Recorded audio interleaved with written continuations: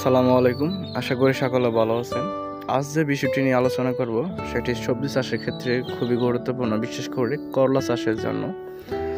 আমরা করলা যখন চাষ করি তখন যে বিষয়টি সব থেকে ক্ষতিগ্রস্ত করে করলা জমিতে সেটি হচ্ছে জেসিড পোকা, থ্রিপস পোকা এবং সাদা মাছি। এই তিনটি পোকা যদি আপনার জমিতে আক্রমণ করে তাহলে সর্বোচ্চ 7 দিন লাগবে আপনার ক্ষেত জমির পাতাগুলোকে সবুজ থেকে হলুদে রূপান্তরিত করতে। বিশেষ করে জেসিড সবুজ পোকার আক্রমণের কারণে করলা ক্ষেতের ডগা পাতা সব হলুদ হয়ে যায় এবং আস্তে আস্তে গাছ সব মারা যায়।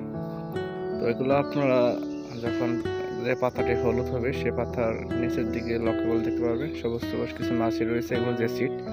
তো এগুলো থেকে সমাধান হিসেবে আপনারা যে কীটনাশকগুলো ব্যবহার করবেন, জানালা, গেইল, নিয়ামক, ইউকা, এই 4টি প্রোডাক্ট নিয়মিত পরপর ব্যবহারের মাধ্যমে 100% গ্যারান্টি সহকারে ক্ষেত্র থেকে জেসিড এবং থ্রিপস পোকাগুলো চলে যাবে। তো স্প্রে করার ক্ষেত্রে যে বিষয়টি লক্ষ্য রাখবেন, সম্পূর্ণ পাতা ডগা এবং জমির জাংলার নিচে উপরে ভালোভাবে ভিজিয়ে দিতে হবে যাতে করে পোকাগুলো ভিজে যায়।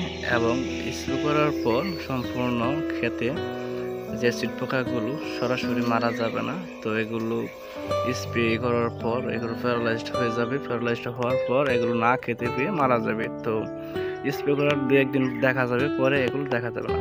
তো এই ভিডিওটি হচ্ছে আমার স্প্রে করার 7 দিন পর। দেখতে পাচ্ছেন পাতা হলুদ ছিঁড়ে গেছে এবং নতুন ডগা ছিঁড়েছে, তার সাথে পাতা ছিঁড়েছে এবং ছোটো ছোটো অনেক করলা জালি ধরেছে।